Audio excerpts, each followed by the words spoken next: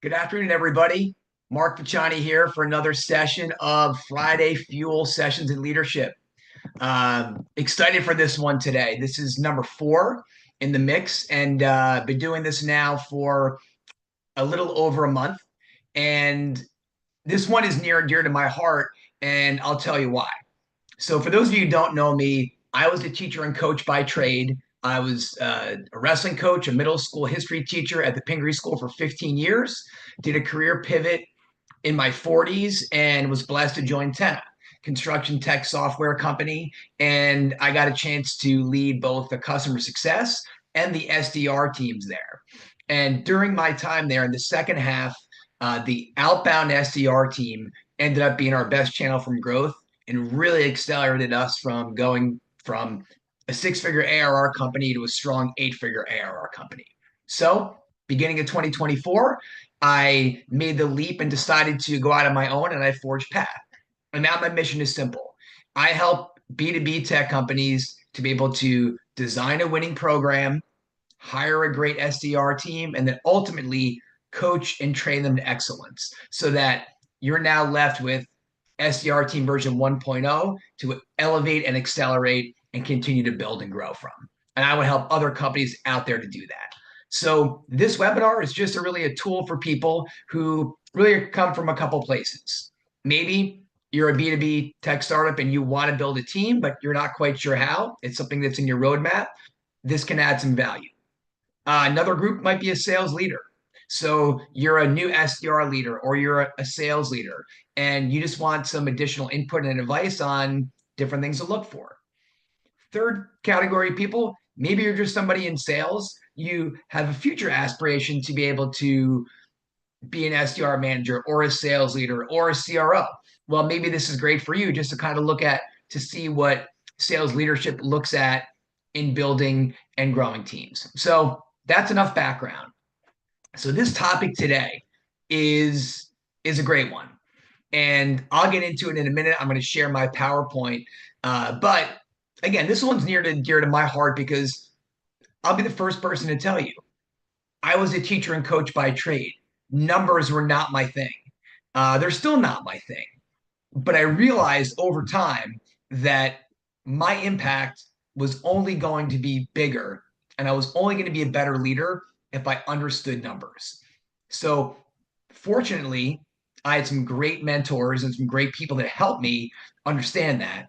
And then over time, with the right tools, with the right leaders in place, and the right experience, I was able to improve my expertise and using numbers to tell a better story. So today, I'm going to dive in and show you 5 different key metrics that if you're anywhere in leadership, in sales, these are going to be good to know. So without further background, let me dive in. Let me share my screen and we will get into it. Let's go to slideshow mode. All right, we're off and running. So mastering metrics, that's the name for today. So the kickoff question is, what metrics are most vital for you to gain insight on sales performance and momentum, both from an individual perspective and from a team perspective? That's what I want to attack today. And my lessons learned, like I said, from the early days was that, I really did not embrace the numbers. And I thought I could get by my public speaking ability. But it became apparent that until I became more competent with the numbers, my impact and my influence as a leader was going to be limited. So today, I'm going to dive into 5 main metrics and categories for sales leaders. And if you have any questions, drop them in the chat. Happy to come back and address them at the end. I finally figured out where to go to look for that as my tech journey continues in terms of understanding how to balance all these different tools. So have questions, drop them in the chat, and I'll come back to those a little bit later. So I'm going to go through 5 metrics. I'm going to go from really broad to really granular. So some of these are going to be very basic, but then I'm going to get into some really nuanced ideas because people watching today might be very advanced sales leaders. Some might be brand new. So let's go from basic to more advanced. So number 1, let's start with sales activity. This is so obvious, but I'm going to say it anyway. Your team is hired to sell. So if you're not tracking sales activity, then you lack a fundamental understanding of how well your team's actually performing. It's that simple. I'm amazed. I still know some organizations that do not track their sales activity. They don't know the number of at bats they're getting, to use a baseball analogy, on a daily, weekly, monthly basis. And to me, that is a major limiting factor because you cannot know how you are performing if you are not tracking sales activity, plain and simple. It has nothing to do with being big brother. It has everything to do with understanding what your targets actually are and what your potential is. Let me give you an example. So I am not a basketball fan by nature, but I watch enough sports, and I thought this might be a perfect example. So Steph Curry scores 24 points tonight. Is that a great game? If he scores 24 tonight, is that a great game? My answer is going to be, I don't know, because I need more data about that game. If Steph put up 30 shots, well, guess what? He's a 47% career field goal shooter. So if he put up 30 shots, then 24 points is not a great night for him. If, on the other hand, hey, Steph ended up, he only ended up putting up 12 shots. Well, guess what? That's a great game. He went 8 for 12, assuming he shot threes because Steph shoots threes. Or maybe he took a couple of trips to the line. So unless I get more data, I don't know. And so here's what I come back to. If you don't know the true activity, you really don't have an understanding of whether your numbers are good or whether you're leaving something on the table. And just because someone's hitting quota, hey, they needed to book 10 meetings a month. Great. Their closed deal volume, great. You know that they hit it. That doesn't mean you get the whole picture. What if somebody is really burning it up on an activity and they're just hitting the quota? Well, that might give you some cues that maybe they need some more coaching and support to close even more. If conversely, somebody is hitting the number, but their activity is half of maybe what it can be, well, then, yeah, you're leaving something on the table. I'm not going to say that doubling their activity is automatically going to double their output, but the rationale will be there that they could do better. They could book more meetings. They could close more deals if I'm talking about an account executive. So you got to know the activity if you're going to understand the whole picture. So to me, I think if you're missing that statistic and you're not tracking it to a degree, I think it's somewhat your picture is incomplete. I'm not going to go as far as to say it's irresponsible, but it's incomplete. You don't really know what your true potential is. So now that said, here are some watch outs, especially if I'm going to talk about an SDR team or if I have account executives and I'm tracking their activity. And look, yes, activity, we can be talking about phone calls. I'm going to have that kind of as my lead activity. Maybe it's email sent. Maybe it's LinkedIn touches. Maybe there's some other activity metric. But there are ways people can absolutely pad their stats. So just because somebody hit their call number doesn't mean they ran it out. Let me walk you through that. So let's say the number or the activity target is 60 phone calls a day for an SDR. Their design is 300 calls a week, assuming a 5-day week. So just because they made their 60 or their 300 doesn't mean they ran it out. And, your gut might give you the idea of like, I just get the feeling that there's more that can be done here. So what are some other data points? If you have that sense that, you know what, I feel like this person could be doing more, well, here's a couple of things to look at. What's the call duration, right? If you see a lot of 2-second call durations, or 3-second call durations, again, assuming you're using a call software that tracks that, that would be a flag. I'd also look at call times.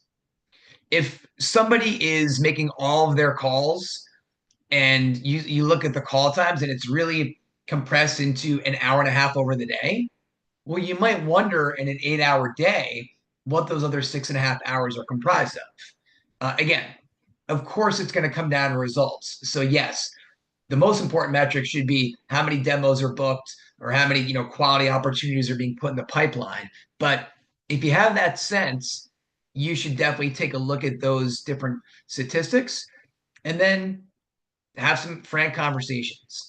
So those are some cues because yes, just because you're tracking activity doesn't mean that you're getting the full picture.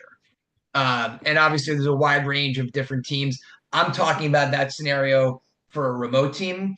Remote teams can be fantastic. In-house teams are fantastic. Obviously, pros and cons to each. So, what's the right amount of activity per day? Right? Could be a whole topic for a whole another time. I'm going to put it real plainly. That's going to answer is going to be dramatically different based on a couple of things. First of all, your tech stack. The resources you have or don't have in place will determine what the appropriate level of activity is. If you have no tech stack and this team is going to have to really build lists on their own and hunt, well, you shouldn't really expect as many different activities in a given day. It's just not going to be possible. If, on the other hand, you have a very developed tech stack, you have a mature team, you have every resource under the sun, well, then you're giving them the opportunity to have leads handed to them. So one would then assume they could make more calls or do more touches. There's also the lead quality, right? So the ICP is really going to determine this in terms of the quality of either what's being given or what they have access to. So if they have to hunt on their own, or let's say they're given the lists and 50% of them are garbage, well, then that's going to impact the number of calls. If they need to go to websites and verify and almost do a pre-check, which I think is a great step, well, then that's going to impact the number of calls. You got to understand in your workflow what the lead quality is. And yeah, I'm going to put it number 3 here, SDR style. Some people are high volume folks. Others are more low volume folks. I can think of examples both with where I worked at Tenna of someone in particular I'm thinking of. He was a volume guy. That was his way to win. And he loved getting a lot of dials in because it was part of how he got his momentum and he produced great results. I can think of somebody else that their volume relative to that others was lower. But also, he loved to do deep research on the company. He really wanted to find better companies on his own outside of the lead list. That would take more time. So yes, there was still an expected minimum of calls that that the team was expected to make, but there's going to be some variance in style.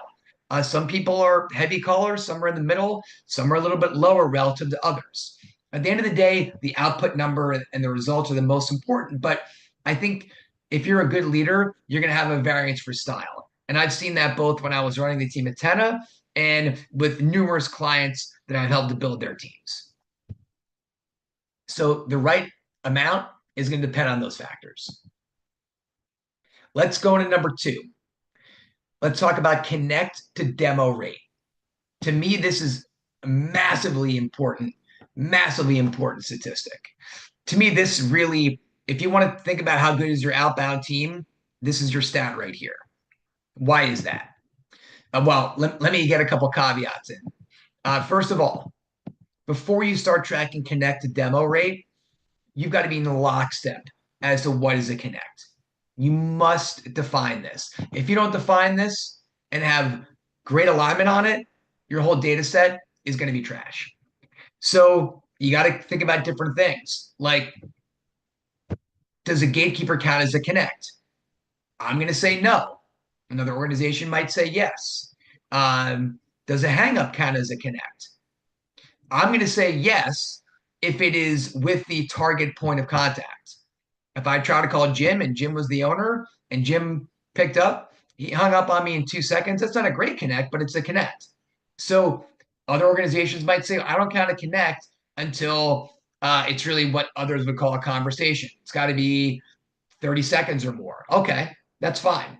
It doesn't matter. You just must define what is a connect and what's not, and have everybody have that same agreement. Then, with that definition that you've agreed upon, you can then track this accurately. If you have different visions of what a connect is, you will never get good data here. And you really won't know how good the individual on the team is. Now, once you have that defined, you get some baselines. So individually, this is a great data as a point for improvement. So if somebody is tracking at for every 12 connects, they book one demo. Okay, that's your baseline for them. So now it's about how can I help them get 11 to 1, 10 to 1, 9 to 1. The team baseline also lets you know the aggregate. So let's say your average is 10 to 1. For every 10 connects, you book a demo. Great. How then as a team can we think about getting closer to 8 to 1, 6 to 1, 5 to 1? So this is really going to let you know relative to where your people are. And yeah, then you also can work backwards to understand what you need to do to hit and exceed the booking target. So guess what? If somebody has a lower connected demo ratio, maybe they're in that 12 or 15 to 1, well, they better be dialing, because just if let's say your call quota for the day is 50 or 75, well, to get to the demo number, they're going to have to make more calls because their connected demo rate's higher. They better be great on volume. They can't be the person that falls in love with research and getting lower volume if their connected demo ratio is lower. So that's where you really can understand and look at that and then reverse engineer. Hey, based on our aggregate data points, how much activity do we really need on average to hit that quota, that booking target? So these two things, the activity and connected demo, are not mutually exclusive. So that's a really important one. And then I've got an idea of, I'm always thinking about how do we improve it? How do we improve it? How do we improve it? If I'm an individual, if I'm an SDR, how do I get better? How do I beat my number? All right, I was 8 to 1 this month. Next month, I'm shooting for 7 to 1. So this is always something I'm thinking about, because this is a major factor. And like I will say later, leads don't grow on trees. So metric number 3, hold rate or sit rate. Hugely important for an organization. Look, at the very beginning, you're building a new team. It's all about booking demos, right? I am going to be absolutely obsessed about understanding activity, tracking connects accurately, tracking connect to booking ratio. That's going to be huge. But here's the thing. Bookings are cool. Holds are cooler. And, we really get hyped at the beginning, and it should be celebrated. Hey, I booked a demo. Awesome. Send the fireworks, ring the bell, do all that great stuff when meetings are booked. Get fired up, right? Give a couple of let's goes. All that's good stuff. But what gets missed is the hold. So holding meetings are the ticket. And if you're not focused that way, you have a lot you're leaving on the table. So I'm going to start out by just saying my goal is a 70% sit rate. That's a starting point. That's always kind of a good level for me to think about. For every 10 meetings that I book, 7 of them are going to hold. If you hit 80%, that's dynamite. And I've definitely been in months where we've hit 80% on outbound. Terrific.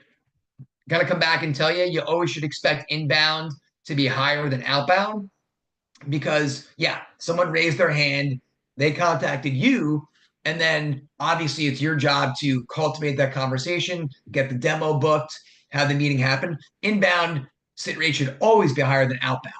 But if you can hit 80% of outbound, you're doing something really right. Now, if you're at 60% or God forbid you're at 50 or you're lower, you're getting some clues about your booking process. And something needs to be tweaked because that's a lot of opportunity cost. And look, without getting too crazy, I try to look at it as a month over month scenario. So there's always going to be some attrition. Something's always going to come up. And you're always going to have, in my mind, the natural calendar piece of it. So if somebody books a meeting on March 31st and the demo's on April 2nd, well, then technically you have one that got booked in March that didn't hold. But then you're also going to start April with a hold. So you're almost going to be plus one. Over time, these are going to balance out. So just so you don't go crazy on that statistic. But here are some basics. So, because obviously now, yeah, track it is important, but what do I do to up the sit rate? Almost could be a whole separate topic for a separate time, but let's just dive through it. There must be a reason for somebody to come. Someone books a demo, they're fired up or high five, and yeah, let's go. Tell me about the demo. Okay, great. They did this and that. Why are they going to come to the meeting? Why are they going to come to the meeting? If the SDR can answer that or the account executive can answer that quickly and they know it, you have a great chance of that person coming. If they don't know the reason, I'm feeling like that's going to be a no-show or there's going to be some work to be done. So it's pretty simple. But before you get done with every call, there should be something they're excited about. If you squeeze them into a demo by some kind of arbitrary or funky process or some tactic you read about that you made them say yes, or you had this, just throw a tentative calendar invite, they're not going to come. And you're going to be consistently disappointed with your sit rate. So avoid tentative calendar invites and give them a reason to come. Confirm 2 times. So depending on what the demo is, I want to make sure that with a phone call, if it's a morning demo for that next day, I'm calling them in the afternoon. If it's an afternoon demo, I'm going to call in the morning and try to get that confirmation with the person. And then I say 2 times because half an hour beforehand, I'm going to say, can't wait to see you there. Hey, can't wait. Jim can't wait to see you. And I'm confirming with the as if mentality. All right. When I make this confirmation call, the word if in this context should never come out of your mouth under pain of death. Hey, I'm just calling to see if today's still good for the demo. I would want to kick in a window if I heard that. I never did kick in a window, but I would want to. Because if you give that if, you're making that call as if you're hoping they're going to come, right? Oh yeah, actually, you know what? You're planting the seed of doubt. Yeah, today is not good for me. When's another good time? Oh, I'm gonna have to check my schedule. Now you got to book them all over again. You're confirming as if they're coming. Hey, John, just giving you a courtesy call. So excited to be able to have you meet Sam later today. Excited to see you at 2:00. I'm confirming as if they're showing up, right? I'm an important person. They're an important person. They may be the owner of a business and I might be an SDR and account executive. I have a job to do. They have a job to do. I'm bringing value to the table because I believe in my product or service. They believe in theirs. So my time is valuable. My AE's time is valuable. Their time is valuable. So I'm coming in with that, what I call buyer's mentality of I'm worthy and our product is worthy. So I'm holding you accountable to the time you said because that's what we agreed upon.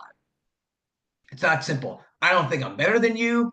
I don't think you're better than me. I'm coming in just confirming that time. So the as if mentality, really important. And it really helps you represent both yourself and the brand in a whole different light. Really crucial for holds. And here's my secret sauce on sit rate. So now let's get into like more established sales orgs.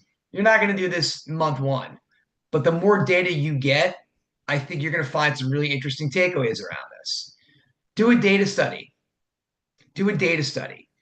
And over time, this points to having somebody in sales ops or hey, if you don't have that at the beginning, then you're the SDR leader. You're doing it yourself. Uh, do a data study and start taking a look at either if you have to do it on a spreadsheet, do it on a spreadsheet. If you have other tools, great. Figure out the gap between the book date and the demo complete date. So again, I booked it on the 10th. The demo complete date was the 12th. That's a 2-day gap. Start taking a look at what that means for your outcomes. You're going to find some trends and patterns. Um, every business is a little bit different. I'm going to put out a general rule. I'm going to say that this is just common sense, not rocket science. The shorter gap between the book date and the complete date, the more likely you're going to have a hold. Once you go beyond a week, I think your chances drop dramatically. But not even that. We're not just talking about demo hold rates, demo sit rates. What's really cool is when you go a little bit deeper. I remember doing a study one time where we found a company I was working with that the gap between the book rate, the book date and the sit date not only influenced the holds and the percentage of when demos happened, the deal was 3 times more likely to close and close quicker just by having it between 2 and 4 business days between the book date and the actual complete date. Once you went beyond 4 days, not the sit rate went down a little bit, but the drop off was like 3 to 1 in closed deals. So these things are important. Start digging into the data. You'll be amazed at what you find. Not everybody's going to be able to book for tomorrow. I personally, um, I'm going to just go out and tell you, I'm not a huge believer in the hot handoff or let me get someone on there right now, because I think the demo is a precious commodity. Again, our time is valuable. Our AEs are not sitting here just waiting to be able to show you the product. They prepare and they want to know more about you beforehand. They want the right details so they can be ready for you. So I think minimum it's next day, but 48 hours is usually my magic. So that's my little sidebar on sit rate. So do the data study. All right, number 4, POC impact. Now we're getting into the weeds a little bit. And to me, this is, again, more advanced sales teams. So you've got a quarter of data. You got a couple quarters of data. I want to learn how my results vary based on POC, how my connects vary, my demo booking and complete rates, and my closed deals based on what point of contact is in the demo. Now, huge variance business to business. Some B2B softwares, it's really just about talking to owners. Others, it's about a particular user that's going to be in the C-suite or VP level. It really is going to vary company by company in terms of what the service is. But to me, this is really important to know and understand who's involved in the deals. And if you can start working your way backward, you can have a major impact on your process when you understand who are the people that can help the deal velocity and even deal size.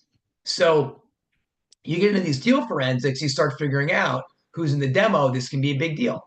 So here's an example. Maybe the CFO is someone that's important for us to target. The CFO, let's say I'm thinking about a construction tech software. They're going to be harder to get on the phone. So yeah, my connect rates for them might be lower. Maybe they're going to be 7 or 8% as opposed to 12 or 15% for a different company. But guess what? Maybe my deal forensics showed me that once the CFO's in the deal, I'm actually going to cut down that deal velocity. I'm going to accelerate the deal in a huge way. So instead of being an average 60 days of demo to close with CFOs in the house and involved in the process, now the average is 20 days. Or I'm going to get a quicker no, which saved me that month and a half of hanging around or chasing the wrong deal. So this is a huge factor. And you might even find what I call the power demo concept. This might also enhance your deal velocity. Maybe you find that there are two people that are really crucial in a deal cycle. Maybe it's oftentimes I'm just not going to get that CFO or that owner in that first meeting or that VP of ops. So guess what? I need to get that first person in who's the that director level, that is the manager level, and I need them first. But if I can actually say, hey, you know what? Is there anybody else you'd like to invite to the meeting? And they can get the CFO, they get the VP, they get whoever has that buying decision making power. Now I got a 2-for-1. And maybe I'm accelerating my deal because rather than them meeting him and then saying, yeah, I'm going to talk it over, I'm going to shoot him a message and sit down. And now you're chasing that advocate, but not the true decision maker. Maybe you're going to lose 3 months. I've seen deals where he wasted 6 months because he went with the wrong champion. Finally, we got the real mover and shaker in the deal. Things happen in 15 days, but we wasted 6 months. Had we gotten that person from the beginning, maybe that deal would have taken 30 days start to finish or 60 rather than 180 days. So yeah, last point. Sure, if you find out that the 2-for-1s and those power demos are meaningful for your business, yeah, incentivize it if it moves the needle. Do that. Uh, give a kicker for that. Okay. Metric number 5, last one, qualified lead burn rate. All right, now we're getting into it. Now we're really getting into it. So, uh, obviously, you're not going to burn your money, but you know what? Your leads are vital for you. So, let's talk about that. If you don't know the amount of leads and what your burn rate is, all of a sudden, if your gas tank is empty, it can be game over. So let me walk you through what I mean by this. So what is qualified lead burn rate? Let's back up a little bit. To me, it's the ratio between the new qualified leads you add to the CRM each month and the new leads the team actually utilizes and touches. So what's that ratio like? So here's an example. Let's say I've got a more mature team. I have 6 SDRs. And so what do we need to track? Input, how many leads are getting added to the system each month? And again, your resources are going to really determine that, whether they're adding them themselves, whether someone else is in sales ops that's helping with that, someone in marketing. And then how many leads are being used each month? What's on the output side? And I want to know how many are non-DQs, right? That's really the true number. Total number and then the true number. So output first, let's talk about that. Let's say you distribute 100 leads every 2 weeks. I'm going to define leads as contacts. And let's assume each SDR is getting 50 companies with 2 POCs per company. There's your 100. And so monthly, each SDR is getting 200 leads. And we have 6 SDRs, that's 1,200. All of them are contacted right off the top. About 16% are DQs. So your net output is 1,000 leads. All right. So let's kind of think about that. So 1,000 leads are getting used or getting burned. So now on the input side, let's say you're adding in 125 leads a week to the CRM. So for the month, you're adding in about 500 leads. So what's your qualified lead burn rate? Well, your overall is about 5 to 12. So you're at a negative 41% burn rate. Every 5 leads you're adding, you're burning 12. And truly, to get to 1,000 qualified leads or to those 10 leads, you need to add 12 to have 10 in play. So is this a problem? Is this a problem? Because really, you're activating a true, you're kind of upside down, really more like, with that ratio. So let's talk about it.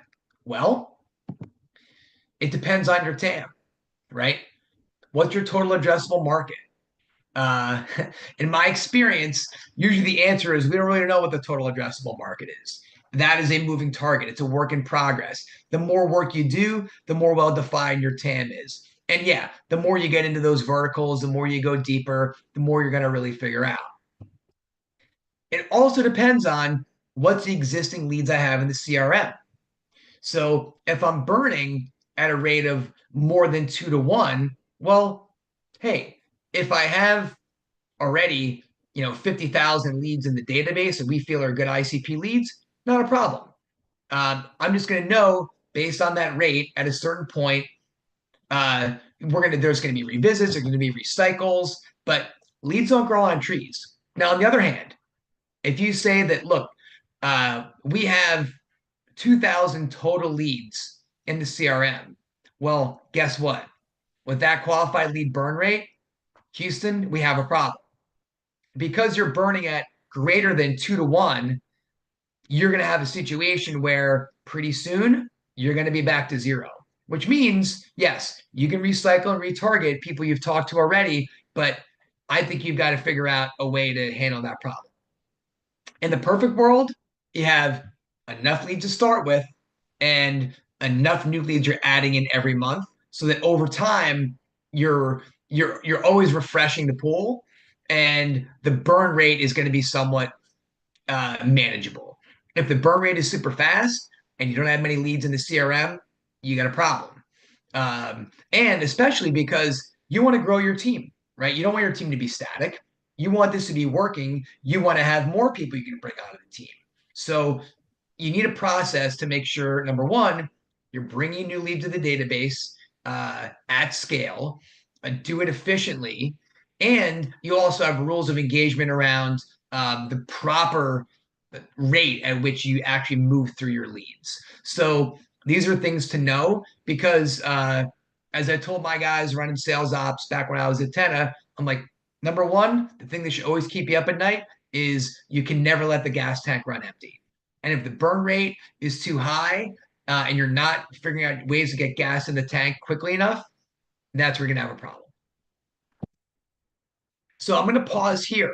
I know I threw a lot at you around metrics. Hopefully that sparked some ideas and questions. I'm curious what other questions people have around the topic. I'm going to stop share. I'm going to go and eyeball my feed here on LinkedIn because that is the place to go look for that. So let's see if anybody has any questions right now.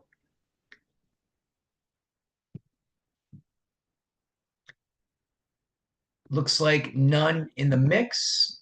I'm going to check one more place.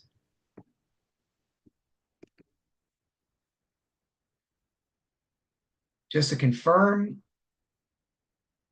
that there are no questions we're waiting for. And as I'm doing that, look, it's definitely a scenario where these are not all things you're going to figure out at once. You're not going to have to worry about all 5 of these. But as you mature, as you get farther and farther along, you're going to want to figure these things out. You're going to want to build some optics around this because you're just going to be a better leader when you know the answers to these questions. That's really the long and the short of it. And I would always kind of err on, well, what do I do if I'm new and I'm starting? Start with the beginning, right? Start with the beginning because once you know sales activity, you can figure everything else out. That really is the truth of the matter. Once you get that going, you are in good shape. So to recap, the big 5. Sales activity always is a starting point, just to get that sense of what's currently happening, and then how can we do it better? Then connect to demo rate is really going to be your true coaching metric for your team. Once you decide on what a connect is, hold rate, sit rate, make sure that yes, book as many demos as you can, but make sure they hold as many as you can. POC impact. So understanding how different personas are going to impact both your connect rates, your demo booking rates, and most importantly, how your deals move, and then figure out a way to build your process and enhance your results around that. And then finally, that qualified lead burn rate. Quite simply, make sure you know the gas tank is never going to run dry. And yeah, and with that, as you build those leads, as you build that capability, I also think it's a good metric to think about what's my time unit. So in order for me to get 500 leads a month, what kind of time does that take me? Like, what's my time investment? Because then you know how much you're truly putting in to get that done. Because if all of a sudden the CEO says, "Hey, this is great, love this, what a great output for our team, go hire 6 more SDRs." Well, now overnight, your requirements on leads have just doubled. So you better know exactly what your unit time is on how long it takes to get that 500 leads. Because guess what? Now you need 1,000 every month. So this is a really important aspect, all about knowing your TAM, knowing the score, so to speak, so you never let the gas tank run empty. So looking ahead, I'll keep doing these Friday Fuel webinars every couple of weeks. I love some input from people around what was helpful, some new topics that I think will be valuable, because I want to keep sharing based on what I know. And I always put these recaps. You can watch them on LinkedIn. You can watch them on YouTube if that's what you prefer.